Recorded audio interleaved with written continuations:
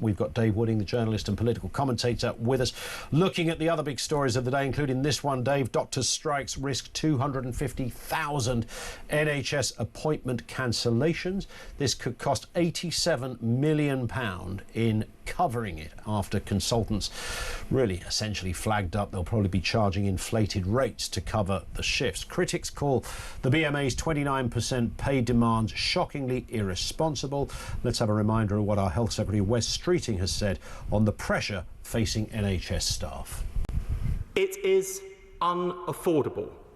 It should be apparent to anyone that the public finances this government inherited are not awash with cash.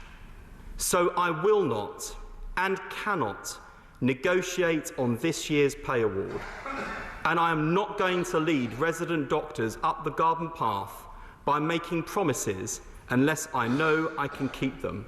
Yeah. To threaten strikes in these circumstances is unreasonable and unnecessary. Yeah. Patients are begging resident doctors not to walk out on them, and I hope the BMA are listening. Resident doctors have received the highest pay award in the public sector, both this year and last year. So renegotiating this year's pay award would be deeply unfair to all other public servants. And with the greatest respect to resident doctors, there are people working in our public services who are feeling the pinch more than they are. And it's a completely reasonable response, I think, from Wes Streeting. This is going to end in a lot of tears, though, Dave. Yeah, absolutely. I think they've spotted a weakness in the government here. Of course, one of the first things they did on getting into power was to give a big pay rise, inflation-busting pay rise to the train drivers and then to the doctors. And they thought they were being kind, probably, and settling some past disputes. Of course, they've just taken this as a sign of weakness, and they're going for it again.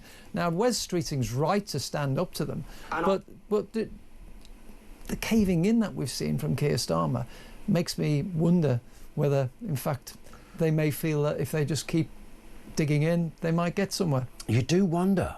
I mean, because the result of this, if you've got 250,000 NHS appointments cancelled, we've already got a waiting list that's at breaking point. I mean, apparently it's improved a bit, but it's so tiny in the grander scale. And then this whacking £87 million bill to cover it, because some of these consultants can be able to charge what they like, frankly. £6,000 a go, or it's utterly crazy. There's no kind of social conscience when it comes to sticking in a good old invoice. So regardless of where some of these people might sit politically, if you can trouser £6,000 for a weekend's work or a day's work, then you're going to do it. Well, of course, if you're getting the top people to do the jobs of, we can't call them junior anymore, resident doctors. If we get them to do the jobs of more junior doctors, then you're going to have to be paying top drawer money for them to do it. The big problem is that the NHS needs total reform. The waiting lists that the successive governments have said they're going to tackle. This is just going to make the waiting lists longer, and those people who are waiting for their cataracts or their hip operations or standard elective procedures are going to have to wait longer. And of course, then there's the people with more serious illnesses who are going to wait a little bit longer to be diagnosed. So this is a really serious problem. The knock-on effect is absolutely massive. We will watch with interest. Here's a fascinating story. This criticism over the taking the knee gesture seems to have sparked back up again following England women's team deciding not to do it ahead of their Euro 25 semi-final match against Italy this evening. Let's hear from the England manager, Sarina Wiegman. There was also a conversation, taking the knee. So we said, that's not enough, and we've done that for a while, and the impact, so it seems that the impact is not good enough. It's not as big as we think, and when this kind of form of this race, we felt that we had to do something else, or something different, so that's why we're not taking the knee. I mean, it's just nobody's ever stopped and taken a step back and gone, this was taking the knee, but it's quite a grand gesture, by the way. It's not like a moment of silence where you nod your head. I mean, the idea you've got to kind of crouch down in a dirty old car park somewhere because some organisation says this is what they do was always a bit bonkers. It never worked. It was a bit stupid. It looked daft. And now the England team manager she said, we won't do it. You know, she said there's probably better ways to tackle racism, which they're largely talking about racism on social media, which I don't know how you tackle anyway. It's a bit of virtue signalling, really, at best. I mean, it was started in America in about 2016, so we're talking 9 years ago. I remember it started in our game in the UK in 2020. It was around the time of COVID, if my memory serves me correctly. That's right. It's been going on for 5 years then now, and it's not really having much of an impact, and it's just taken for granted. It's what some teams do and other teams don't. I think at the time some players were unhappy about doing it, but because of peer pressure and it would look like they were being racist by refusing to do it, they didn't do it. It's a bit like the Pride celebrations. Lots of companies feel they have to have the rainbow flag stuck on their window, or people put the rainbow flag on their picture on social media, because it's not enough to be non-discriminatory these days. You have to be positively in favour of these things.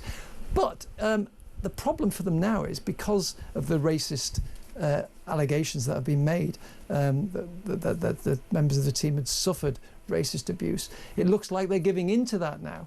It's certainly true that a new campaign, a new style campaign is needed, because it isn't working. And let's be honest, this is not about racism in the grounds. I go to football regularly and don't see any racism. And if there is any, there are set procedures. They're thrown out, they're banned for life. There's messages going out saying, if you see anybody... 100%. Text this number. The Kick It Out campaign, show racism the red card, give us the all seat number and all that, and action is taken. It's all online. It's not a football problem. It is a social media, internet problem. And there was a piece by Matthew Said in the Times today, which says that he looked at these abuses online and he found that it was 1 in 10,000 of these attacks on footballers were of a racist nature, and he said, and many of them were Russian bots. So there are some nasty people out there who just will have a go and be racist for no reason. But it's an internet problem, I think. It wasn't that long ago, Dave, that Liverpool, your club, were on their knees permanently. I mean, but now, I mean, that's changed, hasn't it? You had a good season last year. Yeah, well, we did, and I mean, obviously, not doing bad. The boys done well. Well, we've had a couple of bad days, because I was at the parade on May the 26th, when not far from where I was with my son, the man in the car created some injuries, and then we lost Diogo Jota in a terrible tragedy in a car crash. So it's not all been fun and games. There've been some quite sad moments, but you know we have to accept that those things happen. But Chelsea won the World Cup, sort of. Yeah, well, I tend to switch off in the summer. I mean, it's like, where did this come from, this Club World Cup thing? I know it's been around, you know, it's how many different tournaments can they cram in between seasons? It's so unfair on the players, I think, to have a tournament in the summer like that every year. I mean, Chelsea will rightly be celebrating their fans. Well, it's worth about 100 million quid, if nothing else. And, you know, credit to them for beating PSG, who are the best side I've seen 100%. play at Anfield this season. But if they get injuries later in the season, will they be moaning about that and saying this is hampering our chances of winning the Premier League? Far. Dave, thank you. Pleasure. We hit the clock. Dave Wooding with us on the programme. Thank you to him.